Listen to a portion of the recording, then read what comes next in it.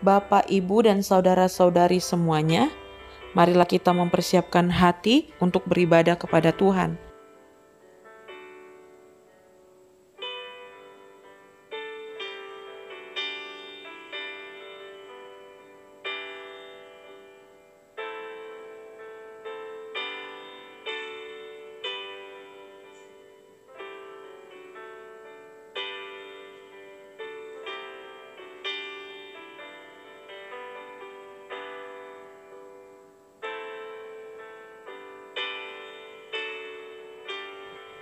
Kasih karunia dan damai sejahtera dari Tuhan Allah Bapa kita dan dari anaknya Tuhan Yesus Kristus menyertai kamu sekalian.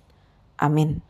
Ayat harian hari ini tertulis di dalam Mazmur 143 ayat 8. Dengarkanlah kasih setiamu kepadaku pada waktu pagi, sebab kepadamulah aku percaya. Beritahukanlah aku jalan yang harus kutempuh, sebab kepadamulah kuangkat jiwaku. Renungan kehendak Tuhan. Di kalangan orang-orang percaya, kata kehendak Tuhan sudah menjadi hal yang biasa dan sering kali diucapkan ketika mengharapkan sesuatu. Semisal perihal jodoh atau pasangan hidup. Kita sering berkata, ya biarlah kehendak Tuhan yang jadi. Ada pula yang dalam banyak hal selalu menggunakan kata kehendak Tuhan ini sebagai senjata supaya kelihatan rohani atau alkitabiah.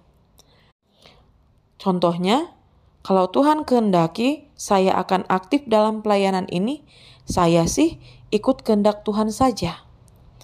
Dalam hal ini, namun timbul satu pertanyaan, apa sebenarnya kehendak Tuhan itu dan bagaimana kita bisa memahami kehendak Tuhan tersebut?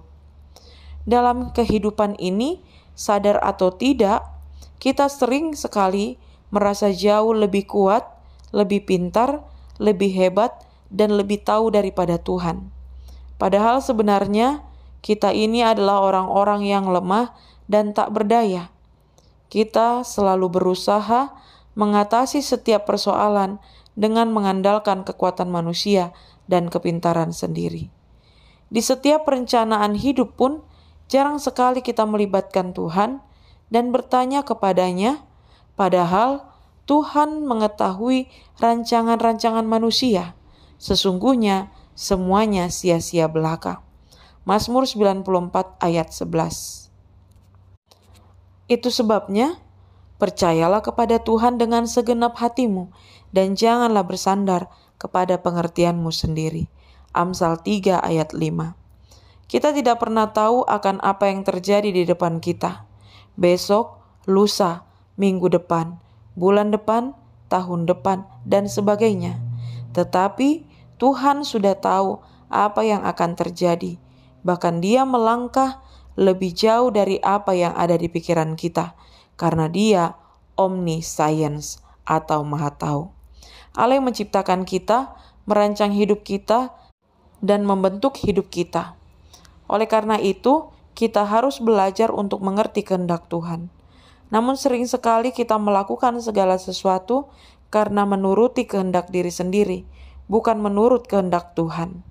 Kita harus menyadari bahwa kehendak kita tidak pasti. Yang pasti hanya satu, yaitu kehendak Tuhan. Tertulis, banyaklah rancangan di hati manusia, tetapi keputusan Tuhanlah yang terlaksana. Amsal 19 ayat 21. Kita merasa yakin bahwa apa yang akan kita lakukan dan rancangan itu pasti akan berhasil. Kenyataannya, kita banyak mengalami kegagalan. Oleh sebab itu, lakukan segala sesuatu menurut kehendak Tuhan, bukan kehendak manusiawi kita. Amin.